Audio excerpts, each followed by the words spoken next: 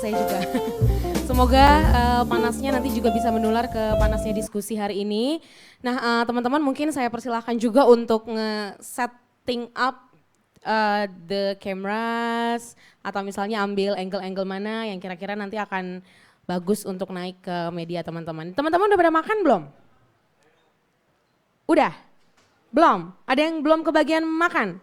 Mas Kardeni, ada yang belum kebagian makan nih?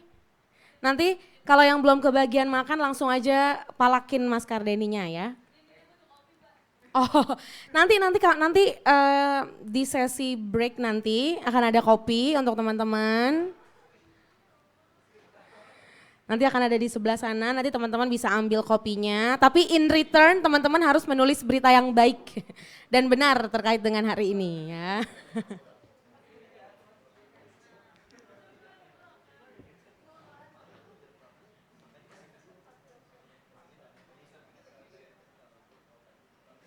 Nah perlu diinformasikan juga untuk teman-teman media bahwa yang hadir secara online adalah para MPO, bidang MPO, media dan penggalangan opini dari seluruh Indonesia, media dan penggalangan opini Partai Golkar seluruh Indonesia.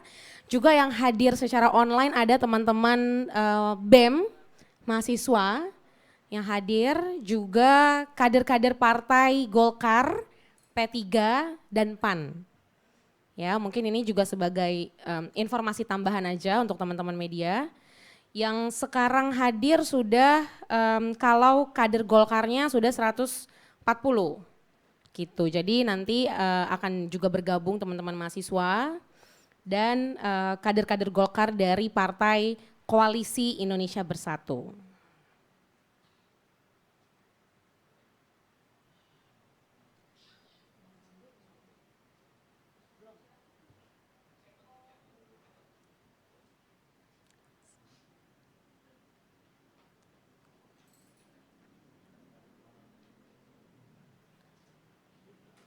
Bang Gando, udah nyampe? Gando. Hah? Bang Gando. Bang Gando. Gando. Udah.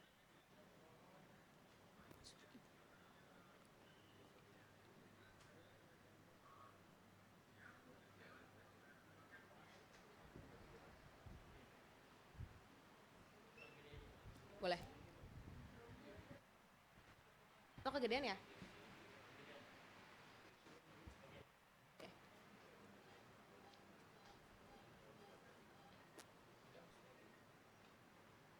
Oh dia nggak bisa muteran mesinnya gitu.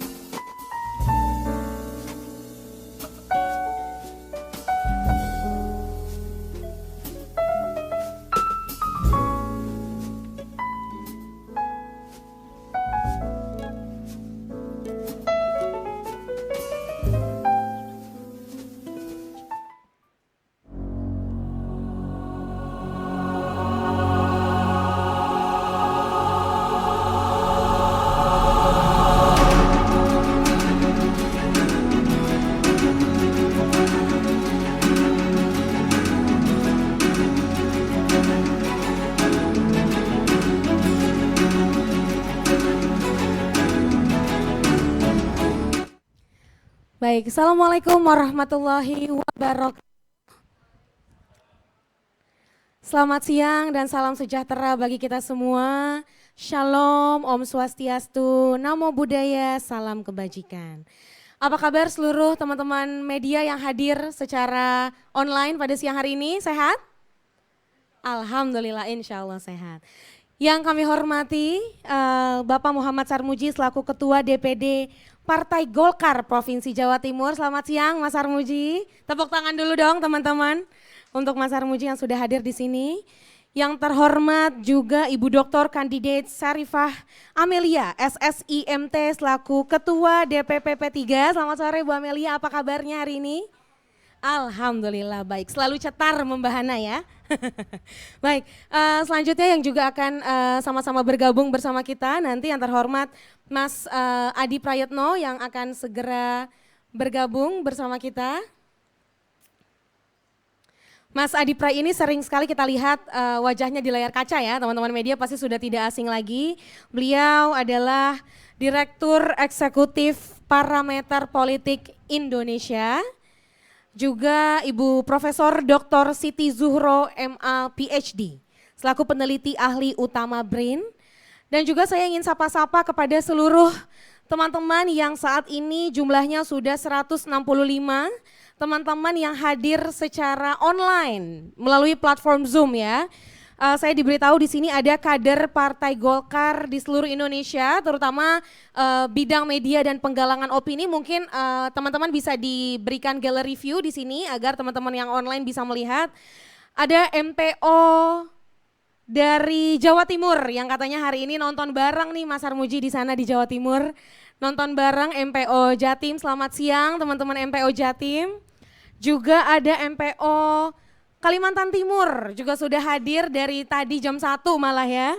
Selamat sore, selamat siang Mas Fani dan teman-teman. Ada MPO Sulteng, MPO Manado, Poso, Bali, Sultra di daerah istimewa Yogyakarta, Aceh, Sumatera Utara, Sumatera Barat, juga ada Surabaya, Situbondo dan lain-lainnya. Senang sekali teman-teman hari ini kita bisa sama-sama berkumpul, teman-teman media yang online dan offline juga hadir, teman-teman kader-kader dari Partai Koalisi Indonesia Bersatu juga sudah hadir dalam acara talk show LKI dengan tema membaca arah Koalisi Indonesia Bersatu. Tepuk tangan dulu untuk talk show kita pada hari ini. Selamat datang kami ucapkan Mas Adi Pray, bisa langsung saja mengambil kursi. Mas Adi Prayetno ini teman-teman seperti yang tadi sudah saya kasih tahu ya, Mas Adi Prayetno sudah kita sering lihat wajahnya di layar kaca. Beliau adalah Direktur Eksekutif Parameter Indonesia. Nah, teman-teman yang hadir di sini kita akan sama-sama nantinya mengetahui terkait dengan bagaimana sih arah dari Koalisi Indonesia Bersatu yang kemarin Bapak dan Ibu sempat di media-media, baik media online, media offline, di sosial media, semuanya viral berbicara tentang KIB. Betul ya teman-teman media ya? Mungkin teman-teman media banyak juga yang bertanya bagaimana sih arah koalisinya saat ini, kemudian siapakah yang menjadi capresnya gitu ya. Nah nanti akan kita sama-sama ketahui dari talk show pada siang hari ini. Tapi sebelumnya untuk membuka acara talk show pada siang hari ini teman-teman, marilah sama-sama kita menyanyikan lagu Indonesia Raya. Hadirin kami mohon untuk berdiri.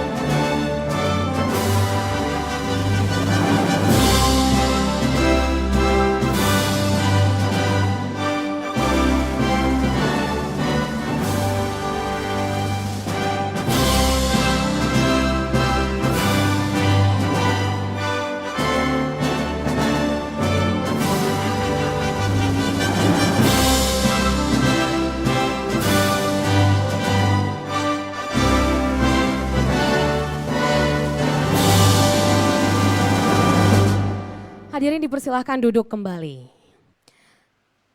Baiklah teman-teman dan para tamu undangan sekalian yang berbahagia, talk show hari ini diselenggarakan oleh Lembaga Komunikasi dan Informasi Partai Golkar yang kedudukannya langsung di bawah Ketum Erlangga Hartarto.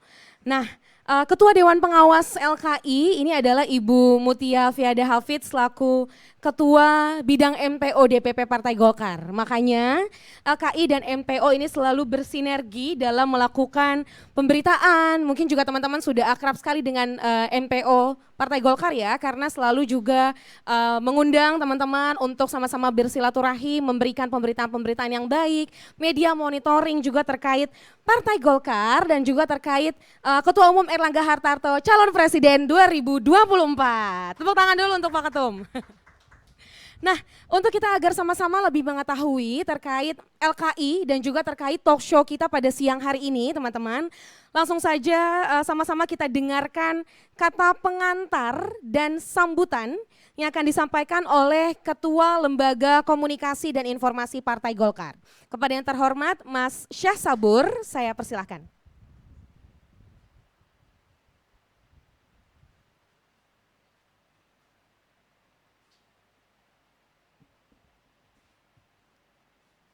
Assalamualaikum warahmatullahi wabarakatuh. Yang terhormat Bapak Sarmuji, Ketua DPD Partai Golkar Jawa Timur. Yang terhormat Ibu Sarifah Amelia, Ketua DPP Partai Persatuan Pembangunan. Yang terhormat juga Mas Adi Praitno, Direktur Eksekutif Parameter Indonesia. Kemudian yang sedang di jalan adalah ada Ibu Siti Juhro, sebentar lagi sampai. Dan rekan-rekan media serta rekan-rekan dari LKI sendiri. Terima kasih sudah datang ke acara ini yang akan membahas tentang arah koalisi Indonesia Bersatu. Sebagai bagian dari Partai Golkar, tentu kami ingin mendapat masukan dari Bapak Ibu sekalian tentang arah KIB ke depan seperti apa. Karena KIB didirikan bukan semata untuk kemenangan partai atau kemenangan KIB, melainkan supaya bangsa ini tidak terpecah belah, kemudian juga agar masyarakat makin sejahtera. Kemudian Bapak Ibu sekalian, kelahiran KIB ini ditanggapi secara beragam, ada yang negatif, pesimis, tapi banyak juga yang optimis. Yang jelas KIB sudah mendorong berbagai partai untuk bergerak melakukan manuver. Ada yang mulai saling lirik, kemudian saling berpegangan tangan, tapi tiba-tiba nggak jelas. Ada juga yang sudah proses lamaran dan merasa sudah menjadi pengantin. Kemudian ada juga yang sudah melakukan rakernas dan melahirkan rekomendasi tentang kriteria calon presiden. Bahkan ada yang sudah menyebut nama calon presiden. Hal ini menarik karena bisa dimaknai bahwa KIB sudah selangkah lebih maju dan mendapat banyak tanggapan dari berbagai pihak. Memang banyak juga yang mengatakan bahwa sistem presidensial tidak memerlukan koalisi, tapi sebetulnya namanya berpolitik itu tidak pernah tunggal, tapi selalu bekerja sama, selalu ngobrol, selalu ada silaturahmi. Saya pikir saya tidak akan berpanjang lebar karena di sini sudah hadir Bapak Ibu yang lebih paham tentang KIB yang bisa memberikan pandangan kritis. Dan untuk itu saya minta saudara moderator untuk membuka diskusi ini. Demikian sekedar kata pengantar dari saya. Terima kasih. Assalamualaikum warahmatullahi wabarakatuh. Baik, terima kasih Mas Syahsabur selaku Ketua Lembaga Komunikasi dan Informasi DPP Partai Golkar. Nah, teman-teman, seperti yang kita sama-sama ketahui bahwa kemarin baru saja Sabtu 4 Juni 2022 baru saja diselenggarakan silaturahim nasional ya, yang mana dihadiri oleh 3 ketua umum partai KIB. Itu ada Pak Erlangga Hartarto, tentunya juga ada Pak Soeharto Monoarfa, juga ada Pak Zulkifli Hasan. Nah, ketika para ketum-ketum ini bertemu, kebetulan media langsung ramai. Benar nggak teman-teman media? Nggak ada suaranya teman-teman media ya. Benar nggak kalau KIB ini bikin viral di media? Betul ya. Udah makan siang? Udah, oke baik. Yang belum makan siang masih ada? Nanti kita beli nasi padang ya. Nah, ketika ramai diperbincangkan dan pusatnya atau puncak viralitasnya adalah pada tanggal Sabtu 4 Juni 2022. Kala ketiga ketum tersebut menandatangani perjanjian koalisi. Nah, seperti yang teman-teman ketahui juga bahwa KIB ini teman-teman merupakan koalisi pertama yang sudah deklarasi untuk pemilu 2024. Kita tepuk tangan dulu untuk KIB dong teman-teman. Jadi karena sudah viral teman-teman di mana-mana media, apalagi di Twitter juga kita lihat ya Bang ya, banyak sekali yang berbicara tentang KIB, ada juga yang responnya positif, tapi tidak banyak juga yang bertanya terkait pertanyaan paling banyak kalau kita lihat. Siapa sih capresnya teman-teman? Ada yang bisa nebak nggak di sini? Siapa capresnya? Mbak bisa nebak capresnya kira-kira siapa? Belum ya. Yang banyak sekali ditanyakan adalah siapa sih capresnya? Kemudian bagaimana sih arah koalisinya mau kemana? Ya, karena ini sudah dideklarasikan pertama kali, akhirnya banyak menimbulkan pertanyaan-pertanyaan. Nah, Bang Adi Prayitno, benar nggak sih Bang kalau KIB ini akhirnya membuat banyak sekali pengamat-pengamat tuh akhirnya mulai membaca polanya gitu ya Bang ya. Tapi udah ketahuan belum Bang kira-kira arahnya mau kemana KIB?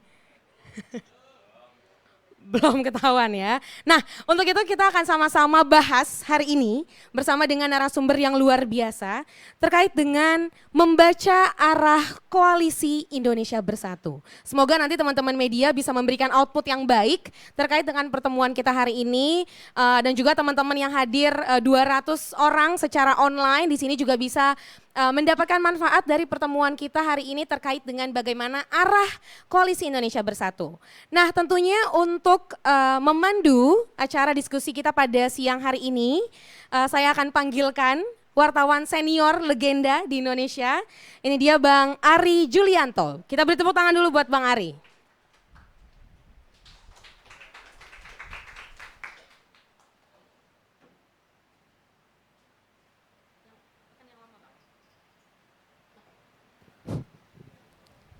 Terima kasih Mbak Sarah.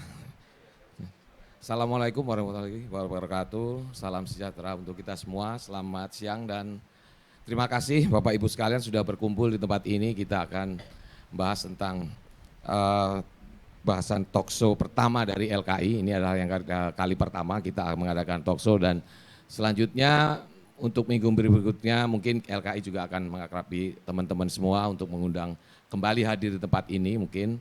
Karena mungkin akan ada talkshow berikutnya dan untuk yang pertama ini kita akan membahas tentang membaca arah koalisi Indonesia Bersatu. Dan mungkin kita tidak perlu berlama-lama lagi dan akan saya panggilkan satu persatu para panelis kita atau bicara kita. Yang pertama adalah Bapak Sarmuji, Ketua DPD 1 Golkar Jawa Timur dan juga Wakil Ketua Komisi 6. Silakan Pak. Dan kemudian Mbak Syarifah Amelia Syahab ya, dari Ketua DPP Partai Persatuan Pembangunan dan juga seorang kandidat doktoral di ITB. Silakan bisa masuk. Dan seharusnya kita juga masih ada Pak Adi Prayitno. Ini Direktur Eksekutif Parameter Politik Indonesia dan tentunya juga sudah akrab dengan rekan-rekan wartawan semua. Dia juga adalah dosen di UIN Syarif Hidayatullah dan tentunya kami persilakan Pak Adi. Dan sebenarnya kita masih menunggu kehadiran Ibu Profesor Siti Zuhro yang kebetulan masih dalam perjalanan. Nanti kita akan tunggu untuk segera bergabung Bu Siti Zuhro di sini. Namun ada baiknya kita akan mulai langsung untuk diskusi satu ini. Nanti kita akan mendengarkan paparan dari masing-masing majelis di sini. Dan Ibu Sarifah dulu, Pak. Oke, baik.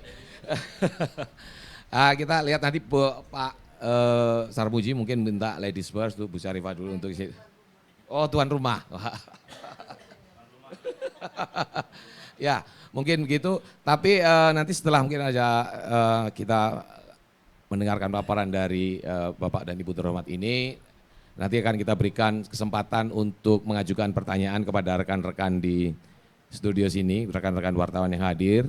Dan kemudian nanti setelah selanjutnya kami juga akan memberikan pertanyaan untuk rekan-rekan yang hadir lewat Zoom ya, Zoom meeting. Nanti mungkin akan dikoordinir oleh kru di sini, siapa mungkin yang akan mengajukan pertanyaan terlebih dahulu, terutama dari Zoom, dan terus nanti ada koordinasi langsung.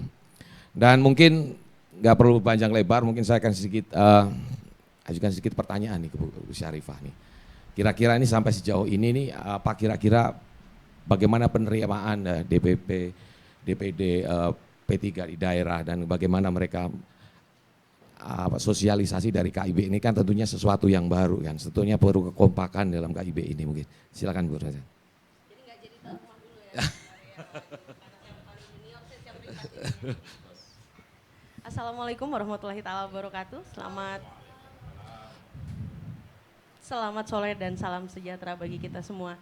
Perkenalkan sekali lagi, boleh dipanggil Amel saja Bang? Oh baik. Amel ya, Abang Amel biar, ya, baik. Betul, biar suasana lebih cair. Jadi Siap. sebetulnya berharapnya Ahlul Bait dulu ini tuan rumah, tapi karena saya paling junior saya siap perintah.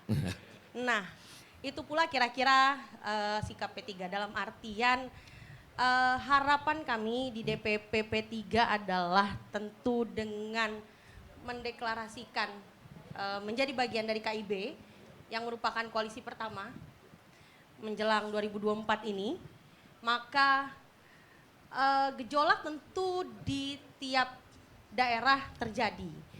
Tapi justru pandangan P3 adalah dengan adanya KIB, kanalisasi muara dari gejolak tersebut jelas.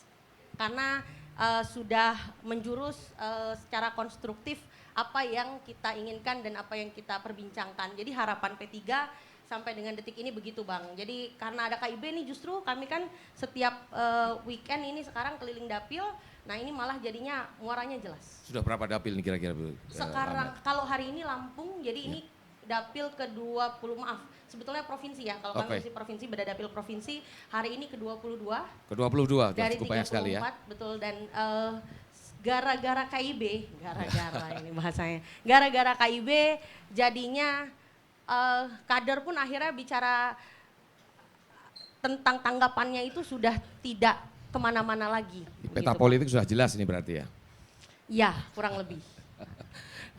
Demikian mungkin dari tadi Mbak Amel ya, saya panggilnya Mbak Amel itu bahwa mereka sudah juga melakukan sosialisasi ke berbagai daerah dan tentunya sudah sampai 22 tadi kita lihat dan mulai berbicara soal peta politik ke depan dan tentunya kita akan mendengarkan dari Pak Sarmuji kira-kira seperti apa Golkar tanggapannya di daerah dan sejauh mana sih sosialisasinya mengingatkan ini mesin politik Partai Golkar sepertinya belum maksimal nih Pak digerakkan untuk KIB ini Pak.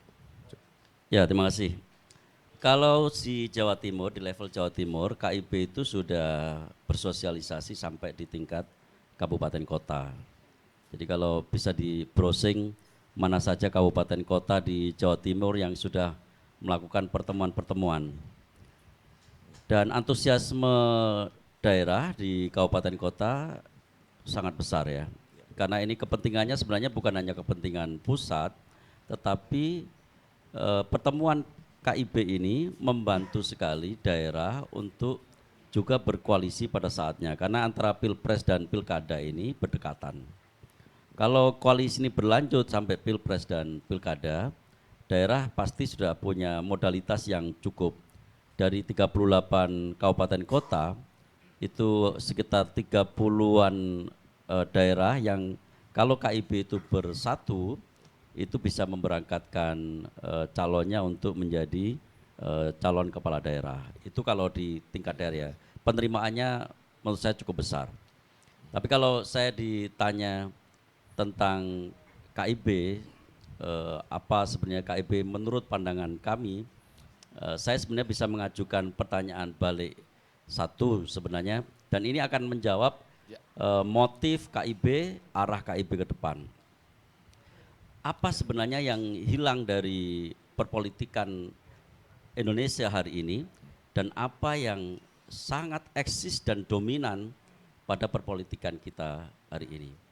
Yang sangat dominan dan eksis pada perpolitikan kita hari ini, bahkan tidak menipis-menipis, adalah politik identitas, ketegangan antara satu blok dengan blok yang lainnya. Selamat datang senior saya, Mbak. Selamat datang Ibu Wiwi. Profesor Siti Zuhro. Saya panggil Mbak Wiwi, nggak ada yang kenal tadi. Panggilannya Mbak Wiwi ini, Bu Siti Zuhro ini, Profesor Zuhro. Jadi sekali lagi, apa yang sangat dominan di politik kita hari ini? Yang dominan adalah politik identitas dan ketegangan yang tidak selesai-selesai. Itulah yang sebenarnya mau diatasi oleh KIB sebenarnya. Karena itu 3 partai bersatu itu, Golkar, P3, lalu PAN, ini merekatkan sekaligus merekatkan persatuan sekaligus menipiskan ketegangan yang selama ini terjadi.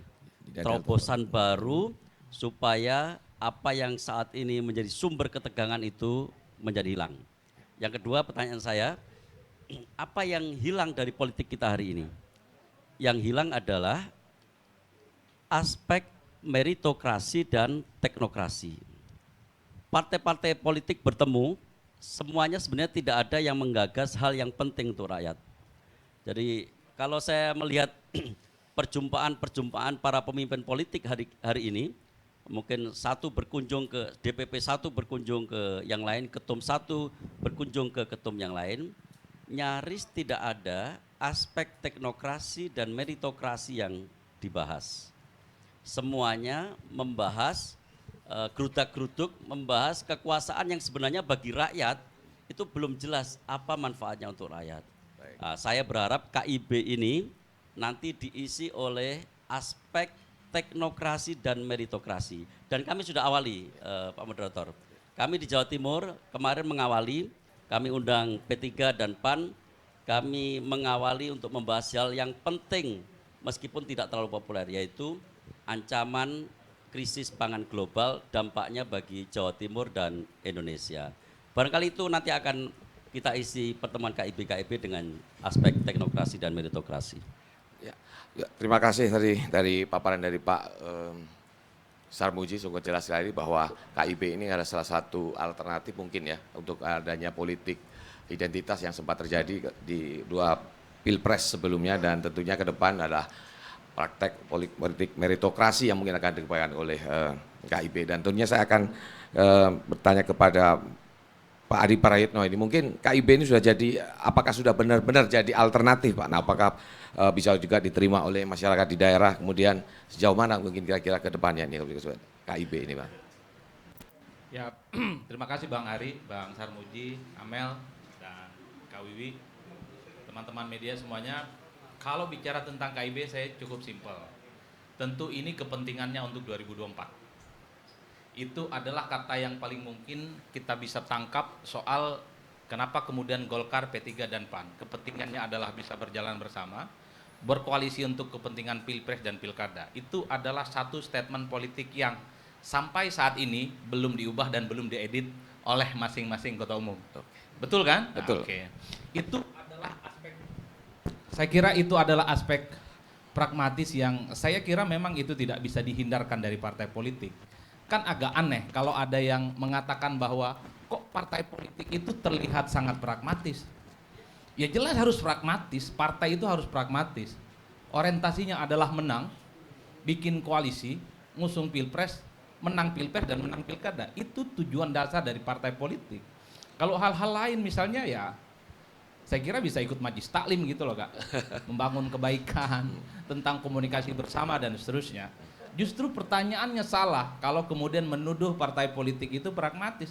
Partai itu harus pragmatis. Tujuan dasarnya seperti itu. How to get the power, kata Laswell. Nah baru kemudian bicara tentang hal-hal yang sifatnya normatif seperti yang disampaikan oleh Bang Sarmuji dan Amel misalnya. bagaimana membangun pluralitas politik di tengah isu tentang fragmentasi dan isu politik identitas dan seterusnya dan seterusnya. Tapi itu kan bagian dari bonus politik yang mestinya bagian dari edukasi yang kemudian penting. Tapi yang utama dari KIB itu bagi saya adalah tentang kepentingan berjalan bersama untuk memenangkan pertarungan di pemilu dan pilkada, itu satu. Yang kedua, KIB ini kan merupakan salah satu mazhab politik yang tidak terlampau lazim di Indonesia kalau bicara tentang pencapresan. Kenapa saya menyebutnya sebagai sesuatu yang tidak lazim? Biasanya kalau bicara pilpres itu yang ditonjolkan adalah personifikasi seorang figur. Ya, figur itu ditonjolkan. Nggak peduli apakah figur itu terafiliasi dengan partai politik tertentu, dia adalah kepala daerah, dia non partisan dan seterusnya. Tapi jualan utamanya adalah figur. Nah, KIB sebenarnya mencoba sesuatu yang baru. Baru artinya membentuk satu koalisi politik tapi tidak menjelaskan kepada publik, minimal sampai saat ini tidak ada final soal siapa capres yang mereka akan usung di 2024. Kan itu. Artinya apa? Yang mau dijual kepada publik itu adalah narasi besar, gagasan-gagasan besar yang sebenarnya itu ingin ditunggu soal apa yang akan KIB lakukan terkait dengan isu-isu kebangsaan itu. Ukuran sederhana saya di tengah isu politik yang sebenarnya cukup sederhana dilihat oleh publik, KIB itu satu, harus bisa mengkapitalisasi apa yang dilakukan oleh Pak Erlangga, apa yang dilakukan oleh Pak Zulhas, dan apa yang dilakukan oleh Pak Soeharto yang saat ini sebagai menteri, sebagai bagian dari insentif politik KIB. Karena jualannya adalah jualan perahu, jualannya kolektivitas bukan personal. Jadi kalau Zulhas misalnya saat ini berhasil bisa menurunkan harga-harga pokok, bisa mengeksekusi dan menyelesaikan persoalan minyak goreng, itu bukan hanya semata untuk Zulhas dan PAN, tapi harus dibaca sebagai bagian dari kerja kolektif KIB, dan kebetulan Menko-nya adalah Pak Erlangga. Kan itu yang sebenarnya tidak bunyi ke publik. Ataupun misalnya ketika belum bunyi ke publik, ataupun misalnya ketika kerja-kerja Pak Soeharto juga mendapatkan insentif politik, itu harus bisa dikapitalisasi sebagai bagian dari kerja-kerja politik kolektif.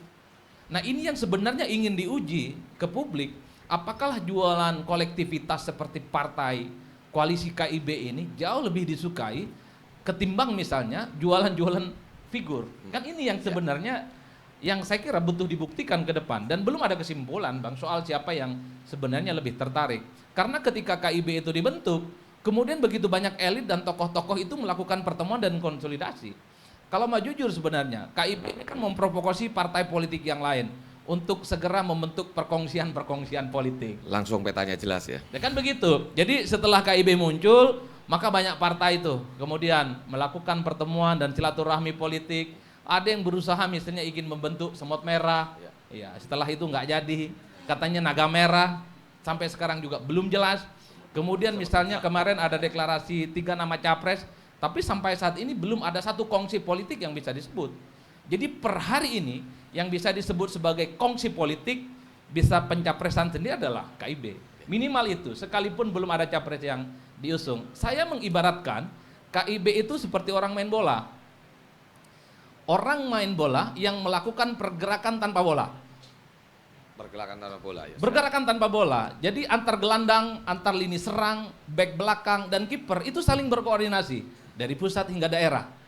Belum memikirkan soal siapa kira-kira yang harus bikin gol. Nah, itu KIB itu. Berarti semuanya playmaker di sini. Ya, karena semuanya playmaker, karena semua punya intensi untuk bikin gol. Nah, itu yang sepertinya dijaga betul suasana hatinya oleh KIB ini. Baik. Karena kalau masing-masing partai mengendorse ya, harga mati capresnya adalah masing-masing partai, tentu KIB ini akan bubar jalan. Karena 3 partai, anggaplah PAN ngusul capres, P3 capres, Golkar capres. Sementara komposisi capres dan cawapres cuma 2, Bang. Kecuali mau ditambah undang-undangnya. Capres 1, cawapresnya 2. Mungkin bisa berjalan bersama. Oke. Ya itu yang saya sebut bahwa KIB ini sebenarnya adalah gerakan tanpa bola. Tanpa harus pikir dulu soal siapa yang harus mencetak gol. Karena hampir semua partai bisa mencetak gol. Kalau di tempat yang lain atau koalisi yang lain berpikir siapa yang harus cetak gol, baru kemudian berpikir bagaimana menorganisir lini serang, lini belakang dan gelandang dan seterusnya itu. Kan ini yang sebenarnya menurut saya soal KIB. Tapi the end of the day-nya bagi saya ini adalah satu perkongsian politik yang sering saya sebut bahwa merupakan kalau saya sebut agak sedikit ekstrim, Ban. Sebenarnya teman-teman KIB ini agak nekat, Ban. Kenapa nekat? Karena jauh-jauh hari sudah deklarasi. Satu, nekatnya itu pasti dia ditunggu, bahkan akan dipreteli kira-kira narasi besar apa, gagasan besar apa yang akan dijual kepada publik. Tapi karena tadi sepertinya gerakan tanpa bola, makanya sulit dibaca mungkin. Nah itu dia, gerakan tanpa bolanya itu sulit dibaca. Kenapa? Karena pasti orang taunya KIB ini kan gagasan besar, narasi besar. Seperti yang Bang Sarmuji sampaikan soal bagaimana menghilangkan politik identitas. Ke depan orang lihat apa yang dilakukan oleh KIB untuk mengurangi politik identitas. Di tengah isu-isu yang misalnya saat ini penting terhadap masyarakat, soal ekonomi, tentang pengangguran, apa yang bisa dilakukan oleh KIB? Kan itu yang sebenarnya ingin ditunggu untuk setahun ke depan. Makanya Bang saya sebut nekat, meski pada saat yang bersamaan KIB ini punya satu keistimewaan, menjual narasi dan gagasan besar tentang bagaimana membangun Indonesia 24 dan seterusnya. Baik. Kan itu yang kemudian tidak dilakukan oleh perkongsian politik yang lain ketimbang menonjolkan aspek personality dari seorang kandidat. Nah itu yang saya kira untuk sementara sebagai provokasi awal. Oke, terima kasih tadi. Kita beri tepuk tangan dulu untuk Mas Adi Prayitno ini. Tadi ada gerakan tanpa bola, kemudian juga yang tadi saya garisbawahi adalah koalisi ini untuk menang gitu. Saya ingin sedikit tanya kepada Profesor Siti Huryoni. Tujuannya memang ini untuk menang gitu mereka. Nah untuk menang itu tadi seperti halnya beberapa gerakan tanpa bola, pemainnya seperti apa. Kemudian apakah mesin-mesin politik dari tiga partai ini juga bisa bergerak ataupun belum bergerak atau sudah bergerak maksimal seperti Bu Yusya? Iya, makasih. Saya nggak mengikuti Mbak Amel tadi ya, mengikuti sedikit Mas Sarmuji, bagus ya. Ini sudah menghabisi analisis ini. Jadi tugas saya ringan gitu, boleh pulang sebetulnya. Sudah khatam tadi. Tentu saya senang dengan berdirinya KIB. Jadi ini KIB membuat satu periode transisi yang cukup signifikan menurut saya. Tadi sudah diberikan clue bahwa dengan berdirinya KIB ternyata mendorong gitu ya, partai-partai lain juga bergegas. Nah, itu yang cantik menurut saya. Mau ketinggalan kereta mereka sepertinya. Iya, jadi ada trigger di situ. KIB ini cerdas menurut saya, cerdas sekali. Jadi mendirikan koalisi tapi tanpa harus mengumumkan siapa calonnya. Bingung sendiri publik, partai-partai bingung dan sekaligus memberikan kesempatan sebetulnya. Jadi saya gembira karena apa? Karena apa ya istilahnya itu environment politik kita ini berubah. Yeah. Okay. Menyongsong pemilu 2019 dengan menyongsong pemilu 2024 beda sekali, sangat beda. Okay. Dan itu yang menggembirakan saya, lebih cair ya, lebih fluid gitu, dan ada continuity and change, ada change yang signifikan menurut saya.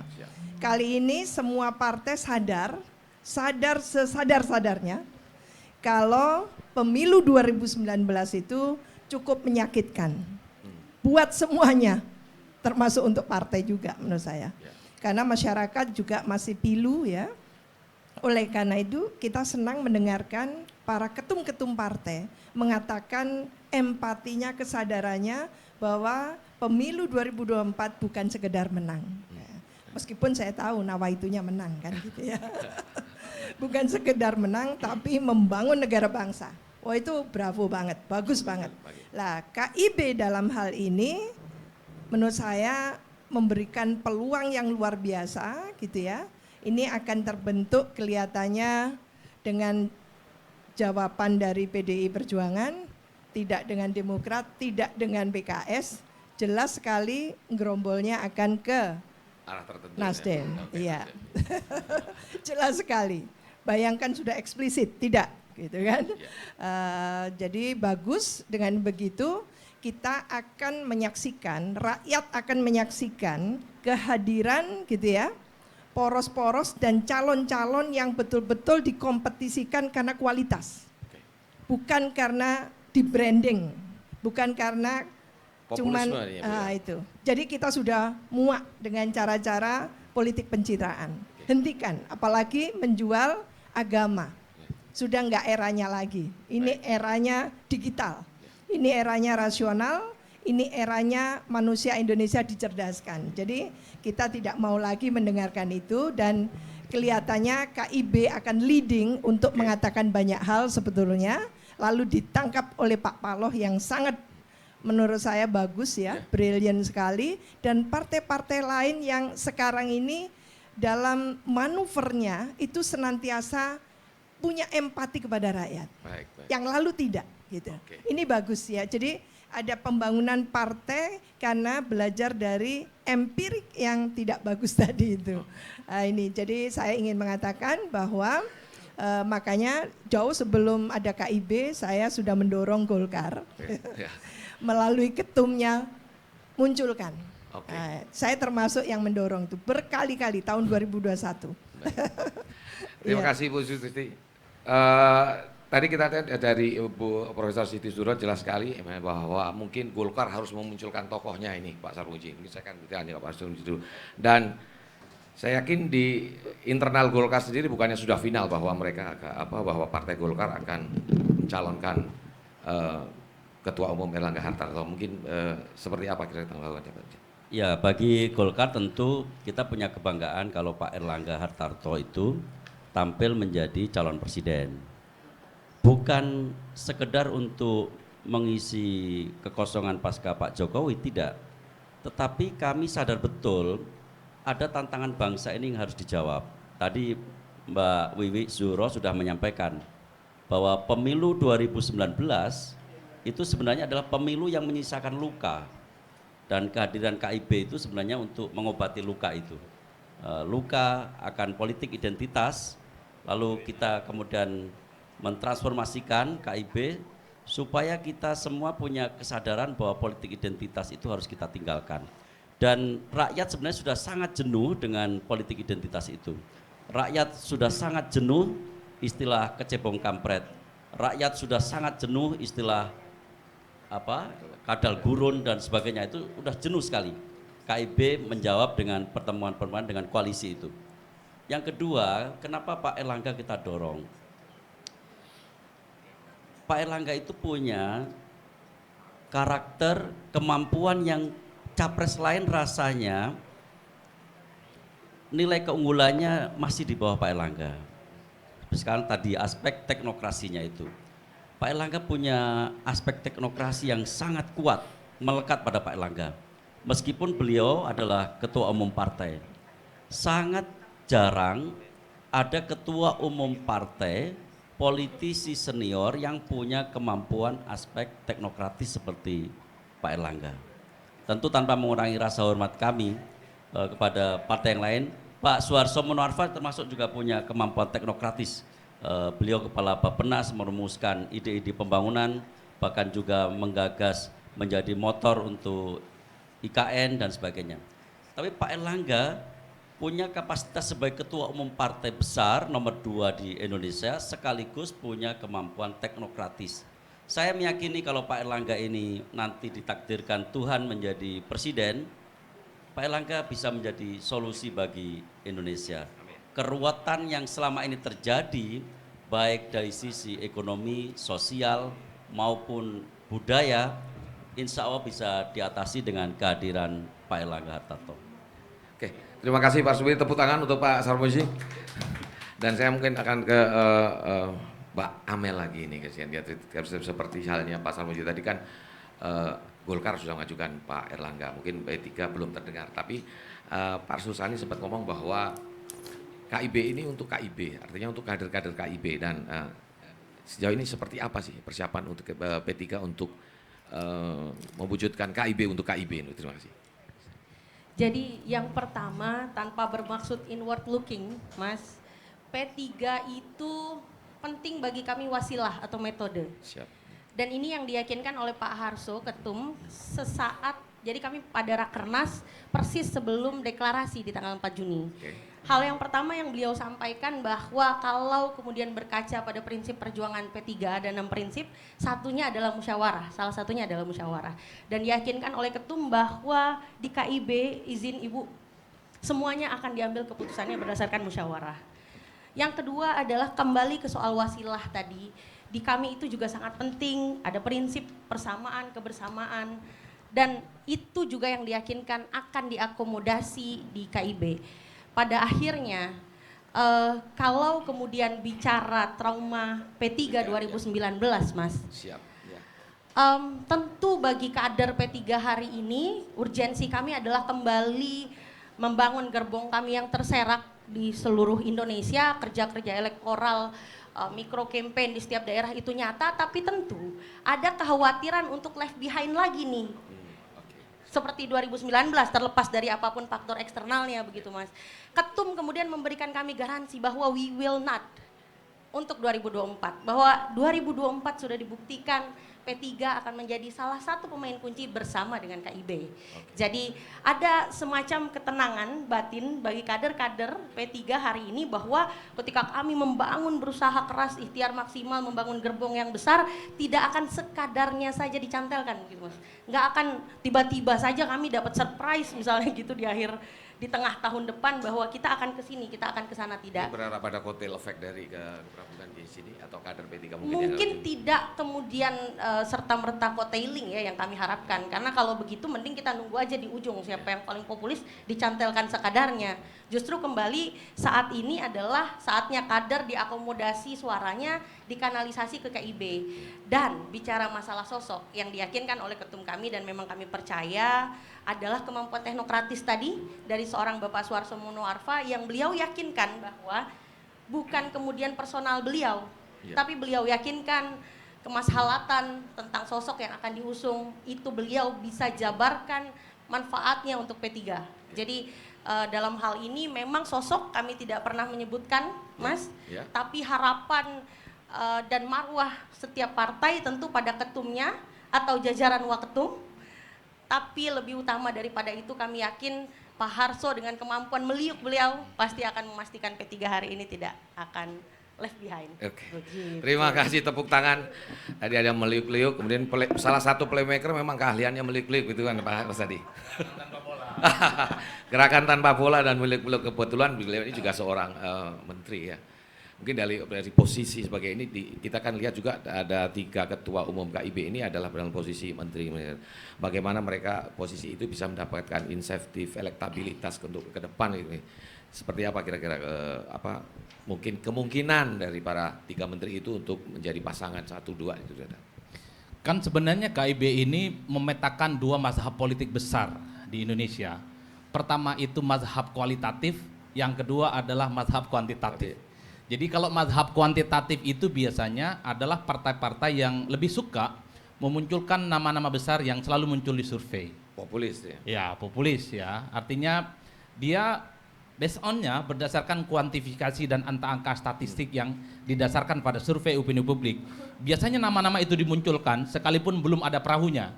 Karena suka tidak suka, undang-undang pemilu kita mengatakan untuk bisa capres dan cawapres adalah mereka diusung oleh partai atau gabungan partai yang menggenapi 20%. Jadi itu mazhab yang pertama. Nah KIB ini mazhabnya kualitatif. Angka-angka itu penting, tapi yang tidak kalah pentingnya adalah bagaimana mempromosikan gagasan-gagasan besar sebagai sebuah koalisi, sebagai sebuah partai koalisional yang kemudian terbentuk dalam Koalisi Indonesia Bersatu. Maka tidak mengherankan kalau kemudian Bang Sarmoji ataupun Adinda Amel ini bicara tentang bagaimana membangun Indonesia 5 tahun dan 10 tahun ke depan. Mengurangi politik identitas, mengurangi fragmentasi dan seterusnya. Ini kan gagasan nation state sebenarnya yang juga penting bagi kebangsaan kita.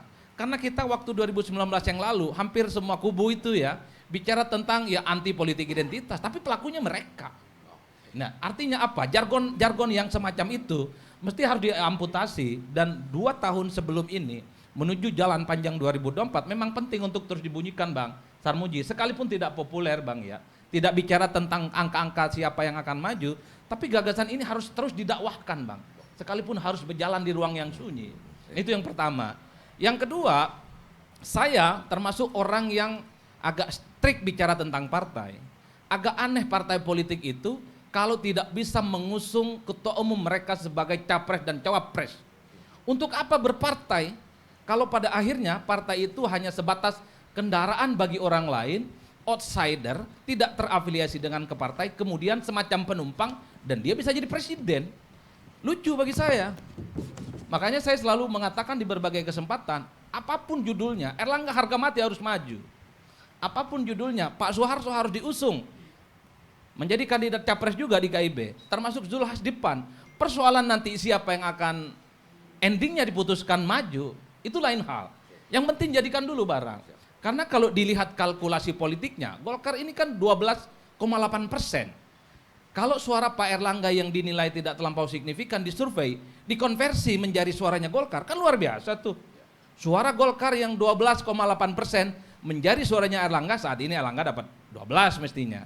Kalau suaranya Pak Soeharto yang dinilai juga nggak signifikan di survei saat ini, kalau kemudian suara P3 yang saat ini 4,8 dikonversi menjadi suaranya Pak Soeharto kan dapat 4,8. Ditambah dengan suara PAN yang saat ini 6,43. Itu kan luar biasa. Kalau di total antara jumlah suara perolehan Pileg 2019 yang lalu yang tergabung dalam KIB, ini kan plus minus 24 sekian persen, Bang.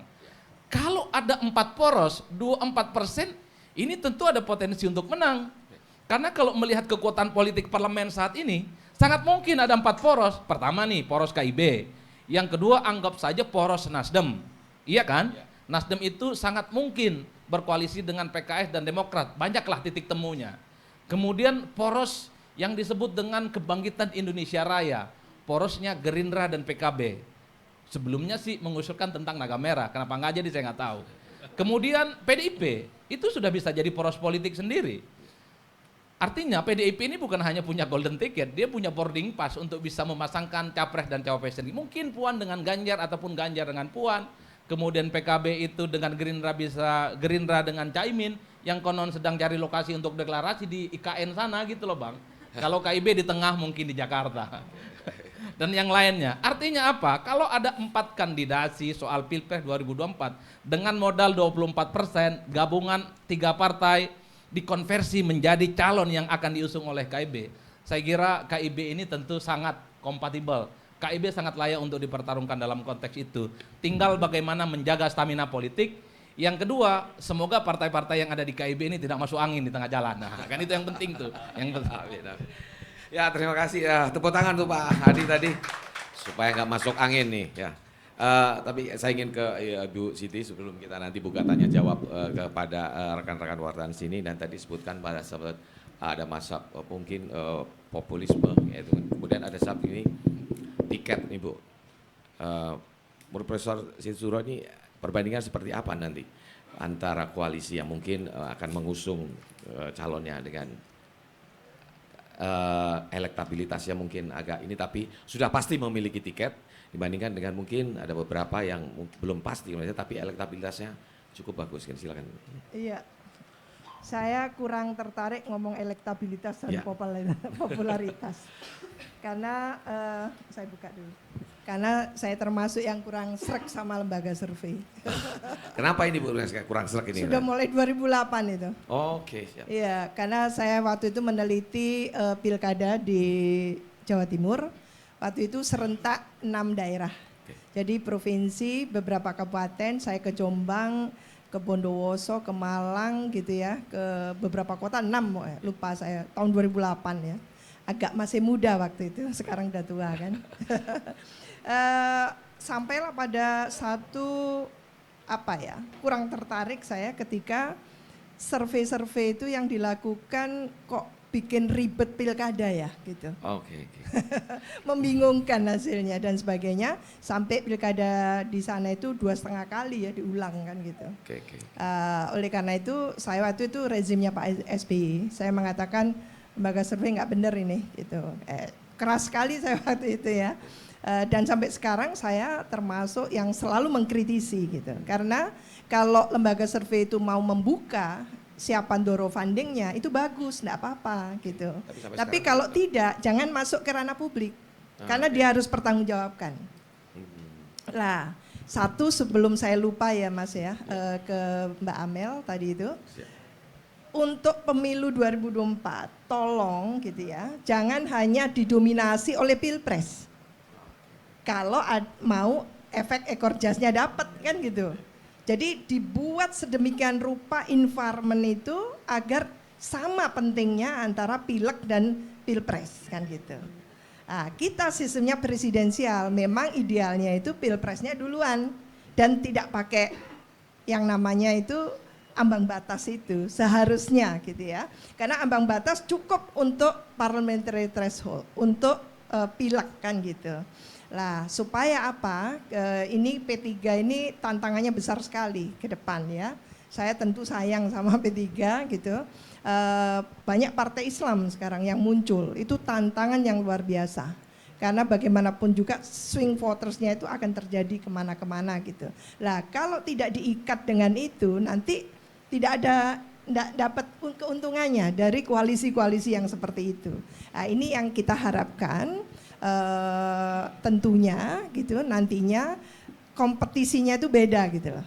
Ini kompetisi yang betul-betul menjadi tiang pancangnya Indonesia, menunjukkan pada dunia bahwa kita tidak bisa memprediksi siapa yang menang. Kalau yang lalu belum selesai pemilunya yang menang ketahuan gitu kan. Nah, itu nggak boleh lagi sekarang, nggak boleh. Jadi itu baru cantik ya. Nanti itu cantik sekali kalau sampai terjadi seperti itu. Nah, lalu saya juga mengatakan waktu itu Kosgoro undang saya, banyak sekali ratusan itu. Jangan dipaksa Pak Erlangga itu tiru-tiru Pak Jokowi.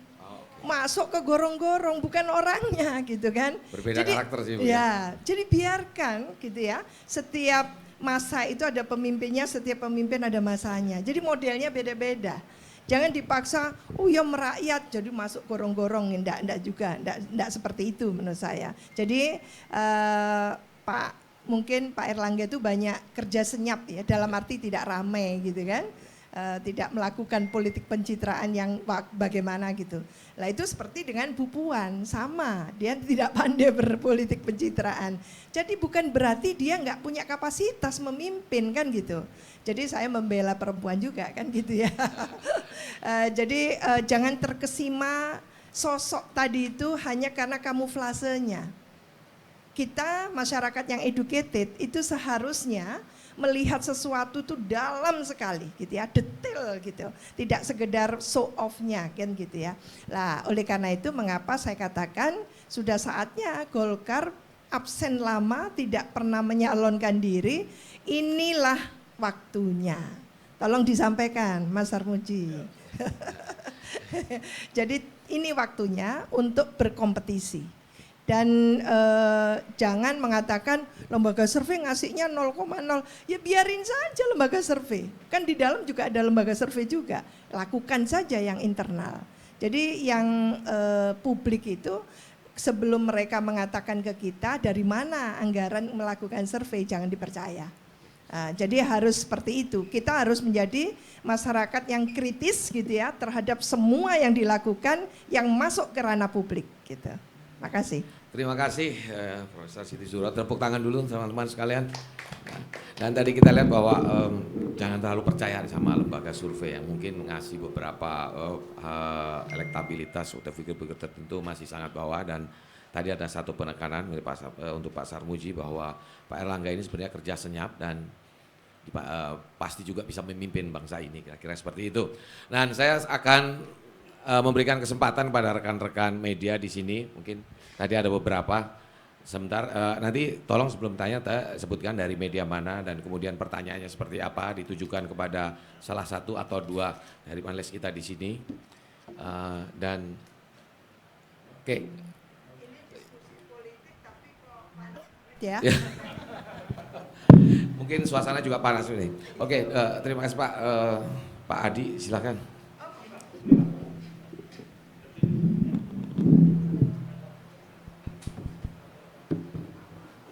Nanti yang kedua Mas ini dan ketiga Pak. Oke, langsung singkat dan padat. Baik, terima kasih. Saya Adi TB dari breakingnews.com. Mereview tadi pernyataan Mas Adi Pray dan Bu Siti. Sejauh ini kan pergerakan partai-partai lain sedang masif gitu ya untuk membentuk tadi koalisi segala macam. Nah, terus interaksi itu, bagaimana peluang KIB untuk merekrut partai lain yang bisa bergabung dengan KIB? Yang kedua adalah seberapa besar potensi Pak AHA jadi calon presiden dari KIB. Pak Airlangga Hartarto maksudnya. Terima kasih. Terima kasih, mungkin tadi cukup singkat dan padat. Silakan Profesor Situra dan Pak Adi sini. Ya, jadi tukang ramal ini. Iya, kita kan memang mendorong sebanyak mungkin partai-partai berkoalisi gitu ya. Minimal 3 gitu, 3 sampai 4. Mana Bapak tadi? Oh, di belakang banget. Saya pikir bisa ngilang Pak, kok nggak ada gitu ya. Jadi minimal 3 gitu, jangan ada 2 lagi. Jadi 3, 4 gitu itu bagus sekali. Jadi kita mengharapkan seperti itu. Nanti akan ada 2 putaran dan dana itu sudah disediakan 2 putaran seperti itu. Nanti perkara beda ya 2 putaran. Tapi putaran pertama menurut saya, kalau ini kan wait and see semuanya, masih berkomunikasi politik. Itu yang menyenangkan kita, itu berkomunikasilah dengan bagus ya. Karena nanti itu yang kita dorong melalui pemilu serentak itu, partainya nanti akan streamlining, meramping, lalu koalisinya itu terformat, terukur. Itu sudah hukum alam nanti terjadi seperti itu. Jadi partai yang tidak jangkar itu akan pasti gugur dia. Gugur, Hanura gugur kan gitu ya. Tentu P3 saya doakan tidak gugur ya. Oleh karena itu memang kita melihat ya, kalau KIB ini dia yang mengawali gitu ya. Jangan sampai dia yang mengakhiri jelek gitu ya. Dia yang mengawali, ini kayak lagu, kau yang mengawali, kau yang mengakhiri kan gitu. Tentu bagaimanapun juga masih akan menjadi barometer gitu ya. Kita tidak melihat antara Gerindra sama PKB itu firm gitu, belum tentu, belum punya sejarah soalnya. PKB itu dengan Pak SBY ya, dengan Demokrat iya, berkali-kali kan, 2 periode gitu. Tapi dengan Gerindra kayaknya nggak pernah ya. Saya belum melihat itu firm, hanya dia ingin merespon gitu ya. Bagaimana terjadi yang tadi itu mobilitas dan sebagainya. Dan kecenderungannya menurut saya mungkin KIB gitu ya, untuk sementara ini menarik siapa lagi, partai apa. Kalau 3 partai Demokrat, PKS itu sudah firm dengan siapa namanya, Nasdem gitu, kayaknya. Partai di luar parlemen kali Bu. Oh itu partai kecil-kecil ya, kecil-kecil 0,1 gitu kan. Jadi itu nggak apa-apa, silakan pasti ya. Partai itu akan dia menjajaki ya, sudah mulai kelihatan mau kemana dan sebagainya gitu ya. Termasuk mungkin partai-partai Islam bisa menyatu dengan P3 nanti, tapi mereka akan sangat lincah gitu ya. Tapi kita membicarakan partai yang penting itu yang ada di DPR dulu, karena aturan mainnya itu di DPR gitu ya. Lah kayaknya PDIP bisa jadi sendirian gitu ya, karena memang tidak perlu ada tambahan. Tapi menurut saya kok saya nggak tahu, kalaupun iya pastinya lalu cair dengan Gerindra kan gitu ya, karena Gerindra sama itu belum firm betul gitu. Kemungkinan untuk ke sana ya, sehingga 3 pasangan calon nanti itu kayaknya seperti itu. Terima kasih. Pak Adi ingin menanggapi atau mungkin silakan. Ya, silakan. Bagaimana soal kemungkinan partai lain bergabung dengan KIB? Kuncinya satu, partai itu harus dibuat nyaman, tidak ada yang mendominasi dan tidak ada yang tersubordinasi. Itu kan kunci dasar dari koalisi. Ya, saya nggak tahu siapa yang sombong. Katanya buat internal Kak. Jadi kenapa KIB itu cepat sekali terbentuk di luar prediksi banyak orang gitu ya. Ya karena saya melihat partai ini merasa nyaman, equal, tidak ada yang superior dan tidak ada yang inferior. Kalau ini dipertahankan bukan tidak mungkin partai-partai politik yang lain itu in charge dan mau bergabung di dalamnya. Yang kedua, ya harus bisa dipastikan KIB ini adalah kapal besar yang solid dan bisa memenangkan pertarungan Bang. Karena nggak mungkin ada partai lain mau bergabung tujuannya ingin masuk surga, nggak mungkin. Tujuannya ingin menang. Karena kalau kalah pahit dalam kekuasaan itu Bang. Ini yang juga sepertinya menjelaskan kenapa Demokrat dan PKS langsung ingin merapat ke figur-figur yang kemudian dinilai ingin menang. Kalau KIB bisa memastikan nanti figurnya akan bertanding dan memenangkan pertarungan, saya kira juga akan begitu banyak partai politik yang saat ini juga belum merapat. Kan kalau mau jujur, kan baru KIB yang terjadi poros, yang lain belum ada poros Bang. Kalau ditanya soal kemungkinan, PDIP sangat mungkin, Gerindra mungkin, PKB juga mungkin, bahkan Nasdem juga mungkin, kecuali KIB ini mau seperti PDIP, boleh berkoalisi dengan siapapun, kecuali dengan PKS dan Demokrat. Nah, kok kayaknya nggak begitu ya KIB ya. Semoga saja saya salah. Kalau PDIP kan sudah jelas, ya kan? Politik gotong royongnya itu dengan semua partai kecuali dengan PKS dan Demokrat. Nah, itu politik gotong royongnya di situ. Nah, soal peluang Pak Erlangga, saya tidak mau berspekulasi. KIB ini saya baca sebagai sebuah kekuatan politik yang anatomi kekuatan politiknya bukan pada figur, tapi pada kerja-kerja, lintas sektoral, dan kerja-kerja struktur. Jadi kalau mesin politik Golkar, kemudian P3 dan PAN ini bekerja secara maksib, ya, mendua kali lipatkan 24% yang didapatkan Pileg 2019, ya menang Bang. Saat ini aja 24, kalau kali 2 berarti 40, kurang lebih sekitar 52%. Kita tahu, iya, kita tahu persis silih berganti nih ketua umum Golkar misalnya, ataupun P3, kan kita lihat establish suaranya, cenderung stagnan. Bahkan ketika Pak Erlangga jadi ketua umum, itu kan Golkar kena turbulensi politik yang cukup luar biasa. Golkar memang turun, cuman hilang 2. Ya. Cuman 2 yang hilang. Nggak kebayang kalau bukan Pak Erlangga yang jadi, mungkin ya terjun bebas Bang. Mungkin ya, saya nggak tahu persis. Itu artinya apa? Daya tahan kekuatan politik Golkar itu termasuk P3 plus PAN itu adalah kekuatan di struktur, bukan figur kunci yang kemudian tidak tergantikan. Ini yang kemudian bisa menjelaskan kenapa panglima seperti Bang Sarmuji ini menjadi ketua Golkar di PD Jatim. Nggak peduli terjadi huru-hara politik dimanapun, yang jelas Jatim tetap solid, ya enggak? Sekalipun misalnya ada riak-riak kecil belakangan di P3, kata Mbak Amel, tetap samikna wa ta'na terhadap ketum. Itu penting. Kalau ini yang kemudian bisa dirawat stamina politiknya, bukan hal nggak mungkin bahwa KIB ini akan solid. Tapi ingat Bang, kadang tetangga sebelah itu hijaunya jauh lebih, tetangga sebelah itu rumputnya jauh lebih hijau Bang. Jadi ketika muncul nama-nama besar ya, ada Anies, ada Ganjar, macam-macam yang dimunculkan oleh Nasdem, dalam banyak hal kalau nggak kuat KIB ini iman politiknya bisa goyang ini. Itu godaan terbesar dari KIB. Karena itu yang saya sebut sejak awal, bahwa di politik kita itu pertarungan 2 mazhab besar itu, mazhab figur dan mazhab kekuatan partai. Tergantung bagaimana KIB ini on the right track ke depan. Saya kira itu. Oke, terima kasih. Menarik sekali tadi dari Pak Adi. Mungkin Pak Sarmuji ingin menanggapi juga. Silakan Pak. Ya, peluang Pak Erlangga untuk diusung KIB menjadi presiden sangat terbuka. Dengan syarat satu, asal pembicaraannya itu dilakukan oleh dan hanya oleh ketua umum KIB saja. Artinya ketua umum KIB harus mempunyai resistensi terhadap pengaruh luar. Ketua umum KIB membicarakan ya bertiga saja, Pak Erlangga, Pak Suharso, Pak Zulhas, membicarakan siapa di antara mereka yang harus dicalonkan menjadi calon presiden.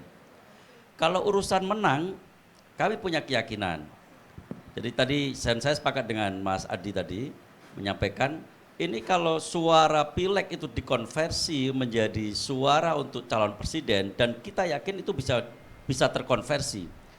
Kenapa sekarang kok kelihatannya surveinya rendah? Ya karena memang belum declare. Pemilih Golkar belum tahu apakah Pak Erlangga mau mencalonkan apa tidak. P3 juga demikian dan PAN juga demikian.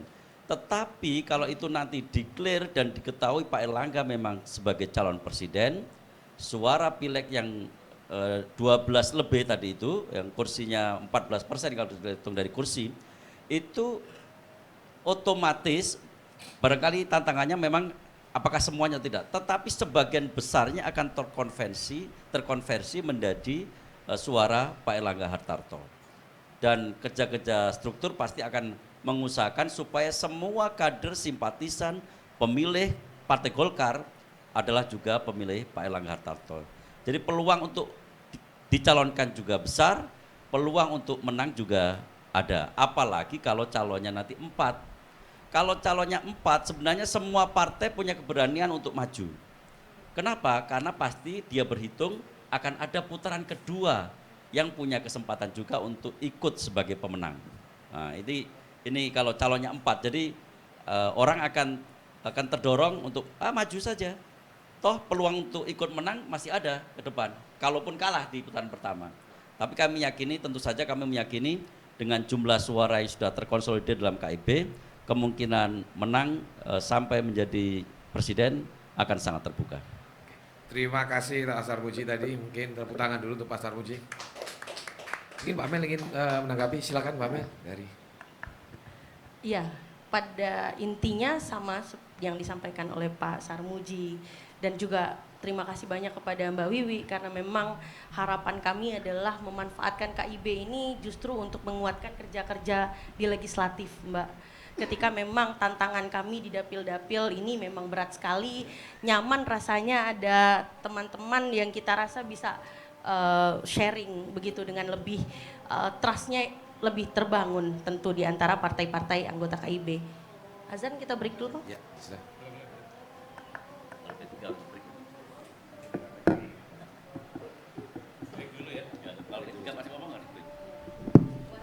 Ya break Bang, takut dikira komunis katanya. Ya,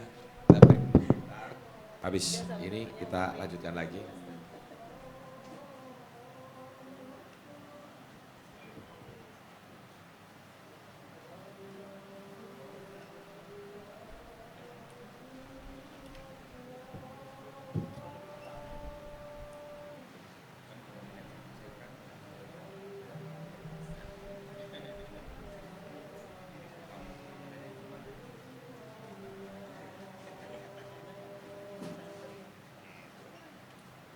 Teman-teman silakan, sudah ada penghilang halusnya.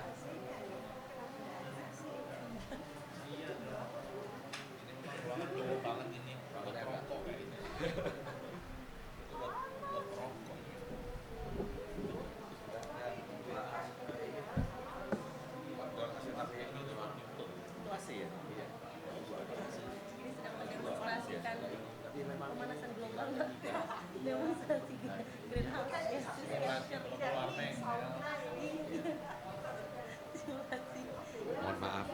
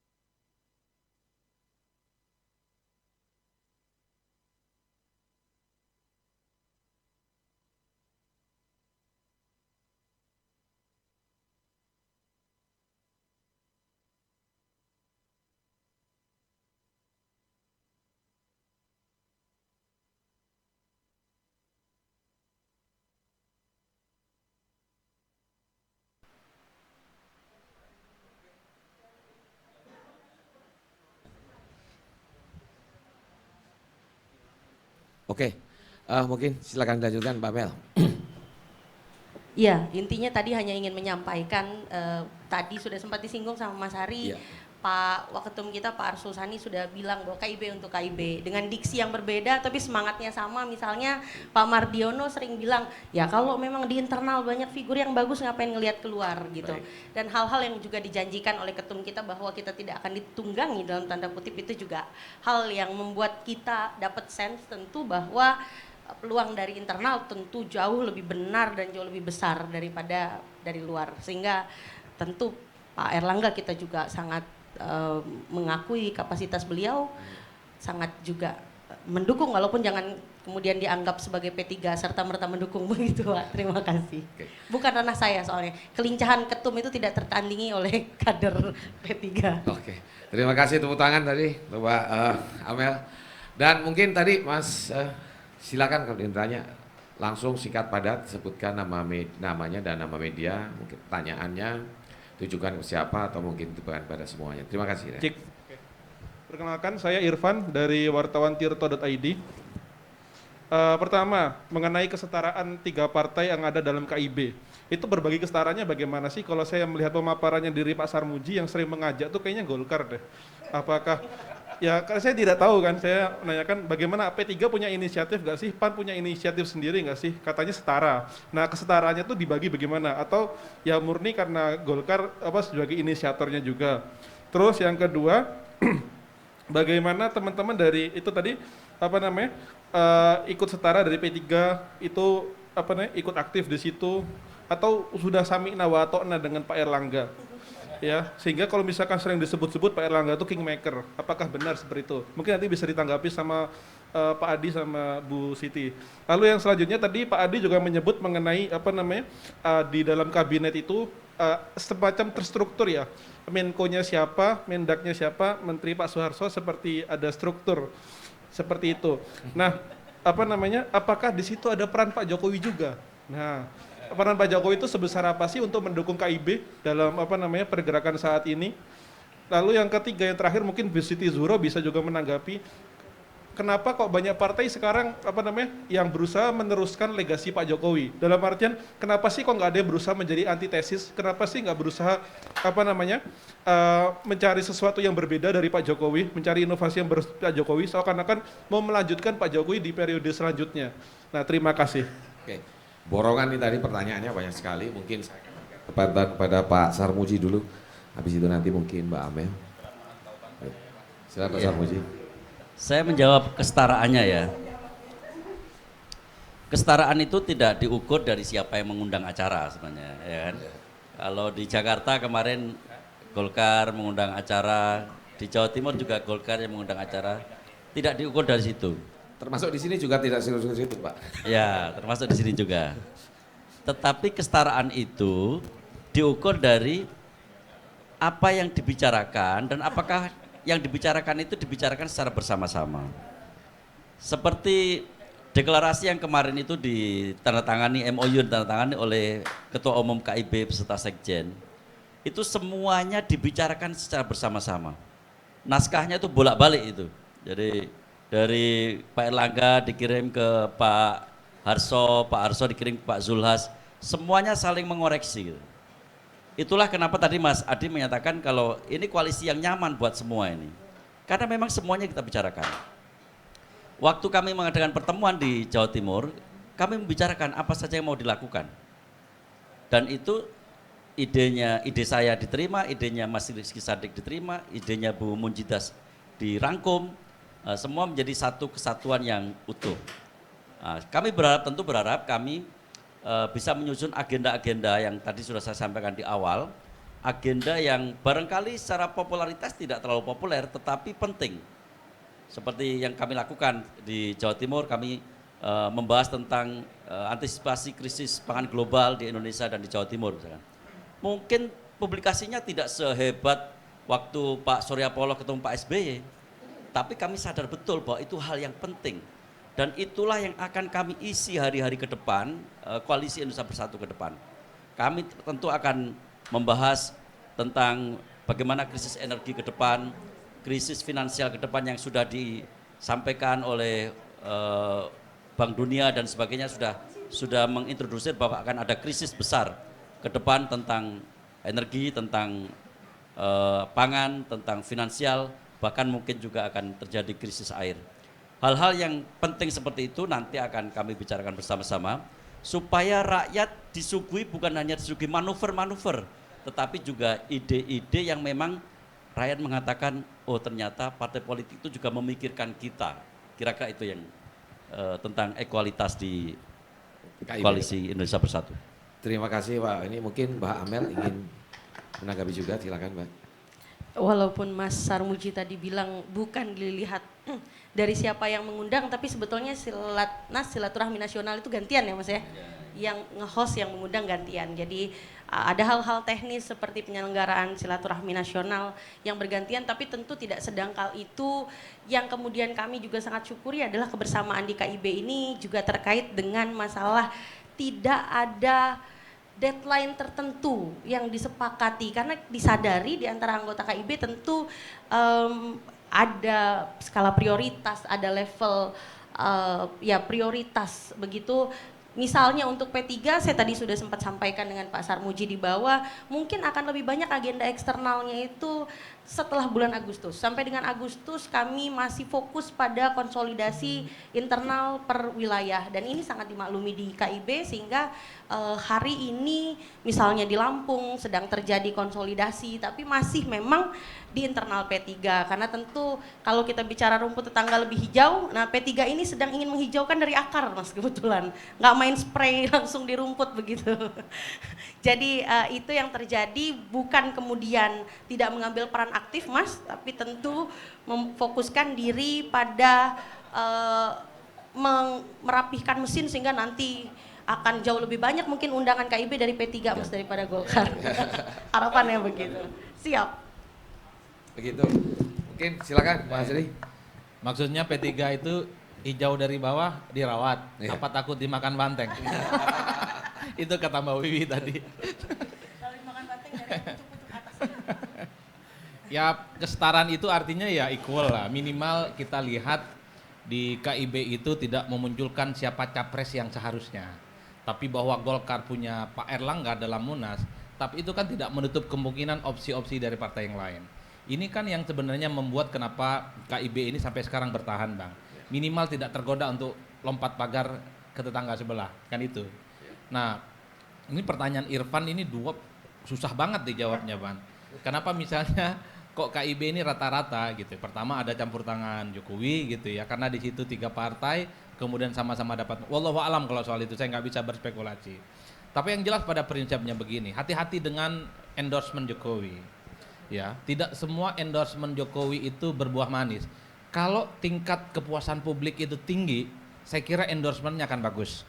Tapi kalau endorsement Jokowi di saat Jokowi ketidakpuasannya juga turun, itu berbahaya, Bang.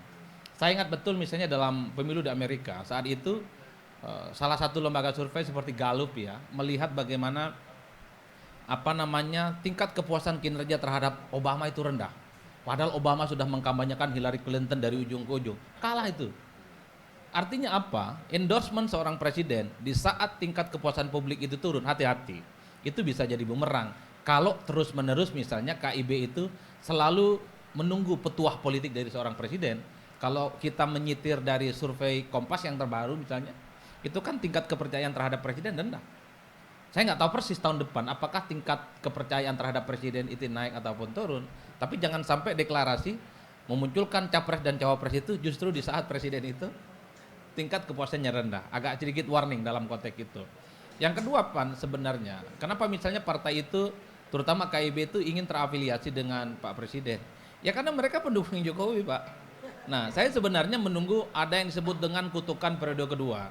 Biasanya kalau presiden berturut-turut 2 periode, ini ada yang disebut dengan kutukan periode kedua. Ada kecenderungan di akhir masa jabatan presiden akan muncul kelompok oposisi dari dalam, di mana partai-partai pendukung oposisi pemerintah lebih memilih jalan yang berbeda. Ya, tentu satu, ingin menyelamatkan kepentingan politik masing-masing. Karena nggak mungkin terus-menerus ini akan terus bersama dengan satu perahu dan kapal besar yang sudah tidak bisa diperpanjang untuk 2024. Nah, saya berharap mungkin tahun depan, kalau sekarang mungkin agak sedikit WNNC Kak, karena Pak Ketum ini kan jadi menteri, mungkin tahun depan ataupun mungkin pertengahan, bagaimana partai-partai yang saat ini menjadi menterinya Jokowi sudah mulai menunjukkan watak aslinya, dalam tanda kutip memang harus memberikan feedback dan agak sedikit kritis terhadap pemerintah jika ada kebijakan-kebijakan yang memang tidak populis dan tidak pro rakyat. Nggak bisa lagi hanya berdiam diri dan tidak bisa memberikan statement politik apapun.